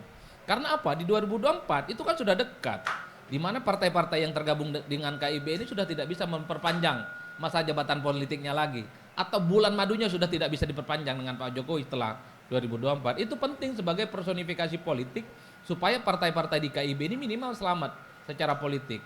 Yang ketiga yang paling penting, supaya Pak Erlangga, kemudian Pak Soeharto dan Sulhas terasosiasi sebagai orang yang ingin maju di Pilpres, menurut saya ke depan adalah ketiga ketua umum partai ini harus sering tampil juga sebagai ketua umum partai ketimbang sering tampil sebagai menterinya Jokowi. Kalau Pak Erlangga sering tampil sebagai Menko, kalaupun toh banyak kebijakan politiknya itu bagus, yang dapat insentif politik presiden. bukan Pak Erlangga. Tapi kalau Pak Erlangga itu muncul ke publik atas nama ketua umum partai, membentuk satu manuver-manuver politik yang pro rakyat, maka yang mendapatkan keuntungan adalah Pak Erlangga plus Golkar. Begitupun sebaliknya, apa yang dilakukan oleh Pak Soeharto, itu kan kemudian yang mendapatkan insentifnya adalah Presiden. Termasuk Zulkifli Hasan, kalau terbukti misalnya bisa menurunkan harga-harga dan membereskan persoalan minyak goreng dalam sebulan, itu bukan Zulkifli Hasan yang dilihat. Karena yang dilihat adalah sosok menterinya. Makanya ke depan kerja-kerja politiknya harus tampak dilakukan oleh sebagai ketua umum ketimbang sebagai menteri. Ini penting karena memang posisi ketua umum ini saat ini kalau dibelah wajahnya kan dua. Satu sisi ketua umum, yang kedua adalah menteri. Ke depan memang harus tampil ke publik sebagai ketua umum partai untuk mengasosiasikan dirinya sebagai figur yang sudah sangat layak untuk bertanding dan berhitung menuju jalan panjang 2024. Kira-kira begitu Bang kalau menurut saya. Terima kasih Pak Adi. Mungkin ya, Ibu tadi ada di sini.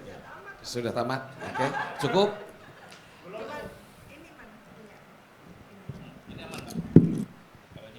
Masih minta kayaknya nih, Bu. Iya. Penjelasan sedikit, Profesor. Jadi pertanyaan KIB tadi itu menjadi relevan ya dan signifikan karena kan politik ini dinamis. Kita enggak ngira gitu ya, PDIP sangat firm seperti kemarin. Siapapun yang tidak taat out. Jadi artinya tadinya mungkin KIB menggadang-gadang Mas Ganjar masuk gitu ya. Di KIB gitu. Bacaan publik tadinya seperti itu. Tapi melihat suasana saat ini itu akan berhadapan dengan Bu Mega kalau mengambil dia, termasuk dia marah ya ketika dicalonkan oleh Nasdem kan gitu ya. Itu kan memang kadernya orang, tidak sepatutnya kita mengambil kader orang kan gitu. Memang harus ada etikanya, tata keramanya kan gitu ya. Itu yang mungkin nuansa istana di KIB itu menjadi kental ya waktu itu. Tapi dengan berjalannya waktu saya setuju dia mengatakan ada dampak ketika ada menganalogikan diri KIB dengan Pak Jokowi. Jadi ada plus minus. Dan Pak Jokowi ini kan akan purna bakti. Purna baktinya itu pertanyaannya nanti husnul khotimah atau enggak? Gitu. Kalau tidak husnul khotimah, ya KIB-nya keok nanti kan gitu. Lah bagus memang KIB mandiri. Kalau saya mengusulkan KIB ini kan 3 partai, enggak main-main. Partai yang kaya teknokratnya tadi itu kan. Jadi tidak perlu tergantung, meskipun itu mungkin bisa juga basa-basi dan sebagainya ya. Karena memahami politik di Indonesia itu, mohon maaf ini saya peneliti kan ya, puluhan tahun meneliti, kita tidak bisa keep away dengan kultur khas Indonesia gitu ya. Kalau mau kita mengatakan, mungkin kalau di negara luar itu kita tidak pernah tahu siapa ketua umum partai. Di Indonesia ketua umum partai itu somebody banget kan gitu. Karena kalau di luar itu ketua umum partai dia manajer partai kan gitu. Dia berkewajiban untuk memajukan dan bertanggung jawab terhadap kegagalan partai. Itu kalau di luar. Tapi kalau di sini itu ya ketua umum itu ya masih kena splatteran atau pengaruh dari patronase, dari patrimonialisme kan gitu ya, senioritas dan sebagainya. Itu yang belum sama sekali kita bisa putus mata rantainya. Lah oleh karena itu ya memang agak pelan-pelan, tapi ini sudah inilah ya, kita senang gitu ya, politik kita insya Allah gitu menuju ke politik yang lebih sehat itu yang penting. Saya wanti-wanti, ini adik saya, adik tercinta saya, Sarmuji ini, bukan hanya dari Jember gitu ya. Kami satu ini gitu, adik beneran ini. Jadi saya selalu wanti-wanti jadilah politisi yang elok, saya katakan itu. Karena kalau tidak elok untuk apa gitu kan. Karena panjang sekali, dia masih muda, saya katakan itu. Dan alhamdulillah insya Allah akan seperti itu. Dan saya kenal sedikit Pak Erlangga waktu berbicara kampus. Saya tadinya nggak tahu kalau dia itu pinter, bener pinter orangnya. Pak Erlangga, bukan dia. Kalau dia ada dia ngapain muji kan gitu ya. Pak Erlangga, jadi kita ngomong kampus digital waktu itu, diskusi gitu, panjang. Dan memang nggak ada nuansa sombong, nggak ada. cair, egaliter gitu ya. Asik diskusi, meskipun ke saya tidak sering ketemu itu, enak aja panggilnya. Ini Prof. Siti Zuro, ini asik gitu loh. Semua orang disapa gitu. Jadi mungkin itu yang dapat auranya di KIB. Jadi kebersamaan, egalitarianisme gitu ya. Itu yang membuat orang nyaman gitu ya. Mengapa mau ke sana, jadi tidak ada yang ini, termasuk Pak Paloh, mengapa kok orang seneng ngomong dengan dia. Jadi kita harus belajar dari elit-elit yang cair seperti itu. Ya, politisi kok kaku, ya enggak boleh dong gitu kan. Jadi politisi itu ya memang mau mendengar, mau tanya, mau senyum, mau nyapa gitu, itu politisi. Kok politisi donga aja ya bukan politisi itu kan gitu. Baik. Mungkin itu dari saya. Baik, terima kasih tepuk tangan teman-teman semua. Dan mungkin pertanyaannya terakhir di forum sini ya, karena nanti habis ini kita ada 1-2 pertanyaan dari Zoom gitu.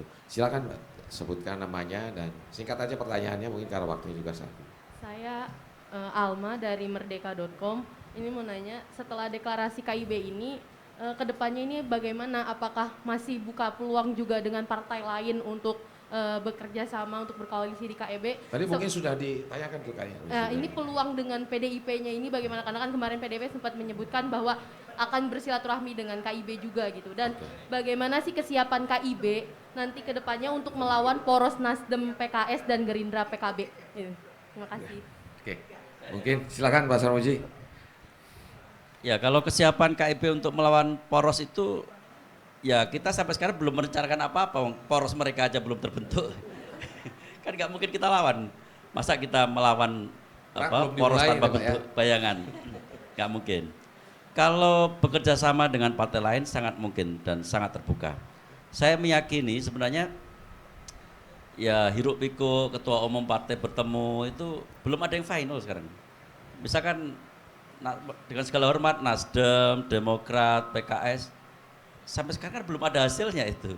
Jadi bisa jadi salah satu dari mereka kemudian ya mungkin punya kesadaran diri mau gabung KIB, kita terima dengan lapang dada, dengan tangan terbuka, dan pasti mereka juga membuka komunikasi dengan KIB pada saatnya. Misalkan Pak SBY dan Mas AHY, chemistry-nya ke KIB sebenarnya cukup besar menurut saya. Dari berbagai irisan mungkin, daripada ke, maaf kalau dari PDI kan sudah nggak mungkin karena bertepuk sebelah tangan itu. Ke Nasdem juga belum tentu. Kalau ke KIB pasti diterima. Gitu. Jadi kalau ke Nasdem belum tentu, ke PDIP ditolak, kalau di KIB pasti diterima. Kan pilihannya mending yang pasti diterima harusnya. Inklusif ini. Kira-kira itu peluangnya. Terima kasih. Terima kasih. Mungkin itu kalau tidak ada dari ini, panelis, mungkin kita akan lanjut ke pertanyaan yang dari rekan-rekan kita yang mengikuti acara ini secara online. Mungkin bisa ditampilkan di layar. Oke, ini saya bacakan. Lawrence, MPO NTT. Pertanyaannya, kapan KIB mengumumkan capres dan cawapresnya sehingga lebih cepat kerja politik dari KIB ke akar rumput? Kemudian pasalnya, jika salah menetapkan capres cawapres, maka dampaknya pada perolehan kursi kita mungkin ini kader di Pileg, mohon direspon. Mungkin ini juga kembali ke Pak Sarmuji lagi nih. Silakan Pak. Ya, politik itu momentum ya. Momentum yang pas itu akan sangat berpengaruh terhadap hasil. Ya. Bahkan saya meyakini itu. Saya ini sebenarnya meyakini ada, kalau di Islam itu ada doa itu. Robbi adkhilni mudkhala sidqin wa akhrijni mukhraja sidqin. Gitu. Ya Allah, masukkanlah aku dengan cara yang benar pada saat yang benar, dan keluarkanlah aku pada saat yang benar dengan cara yang benar. Itu kira-kira harapan politisi, momentumnya harus pas. Kalau terlalu cepat juga belum tentu bagus, tetapi terlalu lambat juga kehilangan kesempatan. Insya Allah KIB akan memutuskan pada saat yang pas, pada waktu yang pas. Mudah-mudahan tahun ini. Mudah-mudahan. Tepuk tangan. Mungkin Amel ingin menambahkan? Ya, kalau tadi bicara momentum, maka kita yakin pilarnya ada dua. Yang pertama adalah kesiapan internal, Yang kedua momentum eksternal sebagai daya ungkit.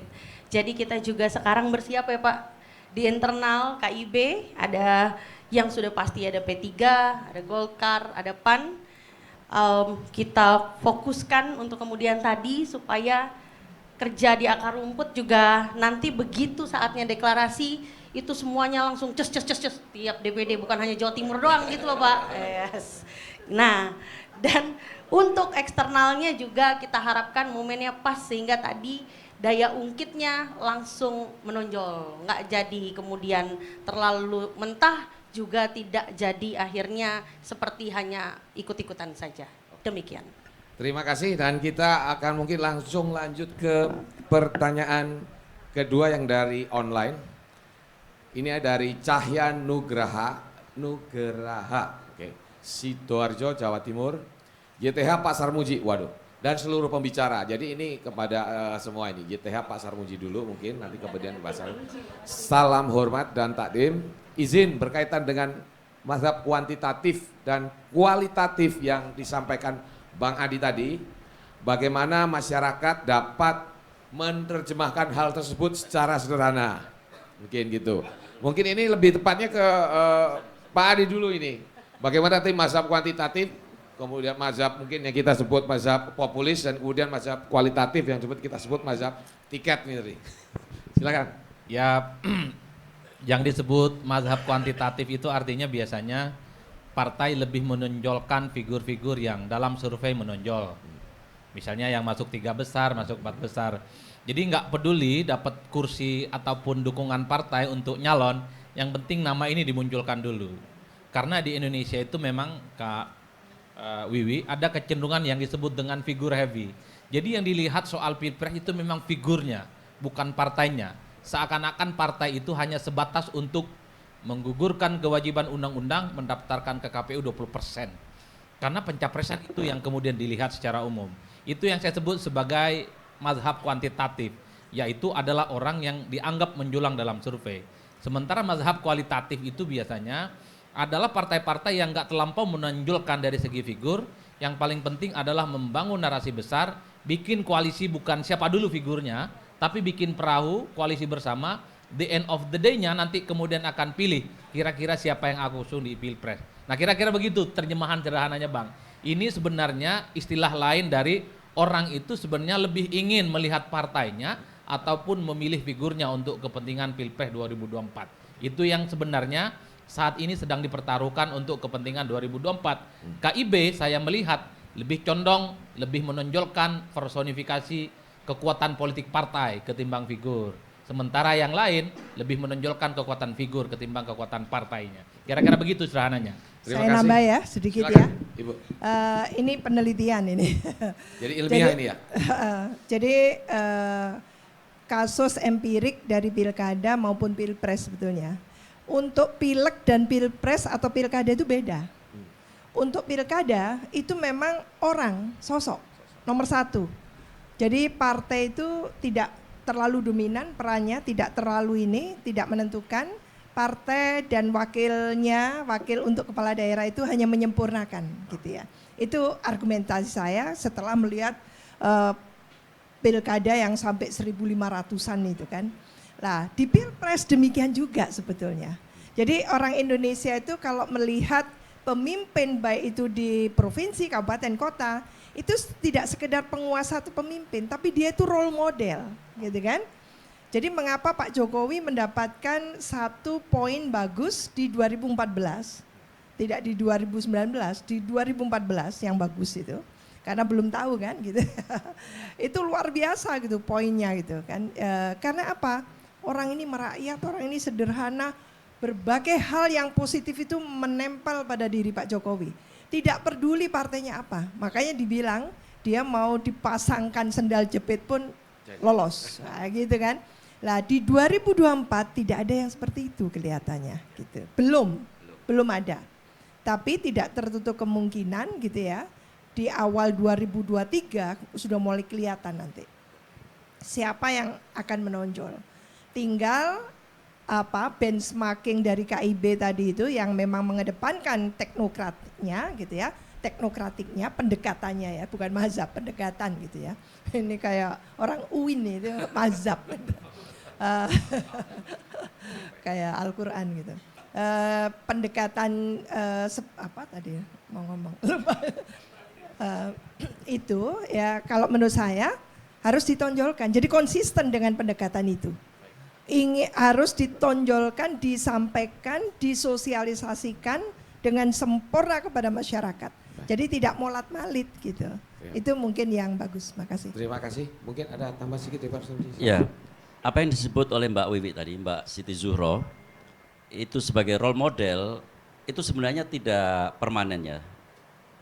Pada waktu Pak SBY naik, waktu itu role modelnya adalah pemimpin yang ganteng, dengan cara bicara yang sistematis, tenang seperti Pak SBY. Pada 2014 berkebalikan sama sekali. Pak Jokowi, ya mohon maaf kalau dibanding gantengnya Pak SBY dengan Pak Jokowi, mungkin ganteng Pak SBY misalkan secara umum. Tidak elitis, merakyat, sederhana, hampir keseluruhannya adalah antitesa dari Pak SBY. 2024 kita belum tahu sebenarnya apa yang menjadi keinginan rakyat yang disebut tadi role model itu. Kalau tengah-tengahnya kira-kira Pak Erlangga sebenarnya ya kan, kira-kira itu kira-kira kalau tengah-tengahnya antara yang Pak Erlangga pinter dan Mbak Wiwi tapi juga bisa guyon, bisa merakyat, ya kira-kira tengah-tengahnya lah itu. Nah, mungkin saja 2024 yang diambil itu tengah-tengahnya Mbak Wiwi. Saya nambahi ya, karena ada hasil survei waktu itu, tahun 2021 akhir gitu ya. Saya mengatakan model kayak Pak Jokowi sudah nggak laku untuk di 2024. Masyarakat ya sudah masuk era new normal, era digital, era disrupsi gitu ya. Pemilih milenial, pemilih muda itu akan mayoritas. Tahun 2024 itu pemilu nanti itu sekitar mayoritas itu umur 45 ke bawah yang paling banyak memilih. Apa artinya?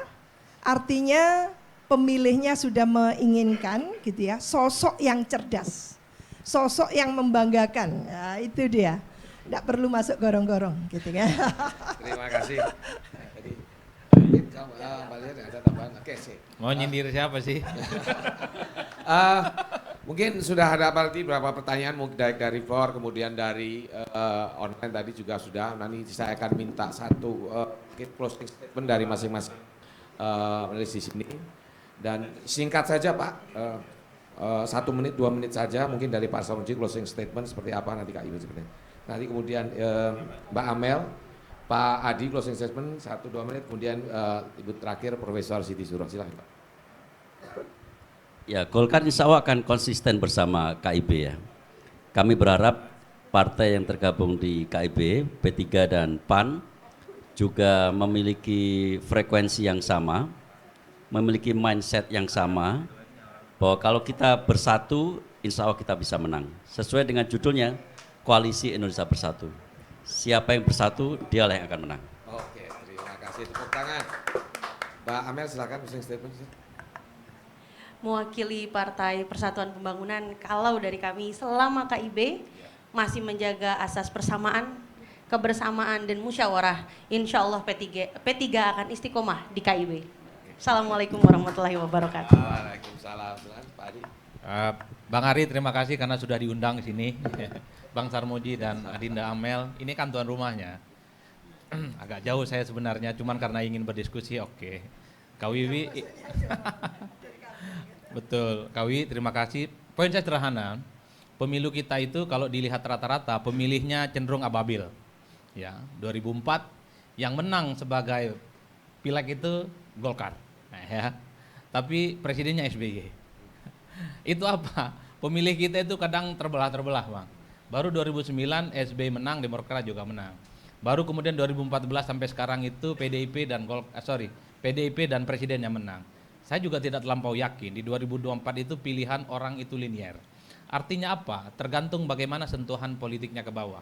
Saya meyakini di tengah party ID yang rendah atau di tengah orang yang merasa alergi berpartai, kalau kerja-kerja partai terstruktur yang dalam Koalisi Indonesia Bersatu itu bisa diterjemahkan menyelesaikan semua kepentingan rakyat, kok rasa-rasanya KIB ini akan membesar Bang? Karena yang ada dalam benak masyarakat itu sederhana. Kalau harga naik harus ada partai yang bisa membantu itu.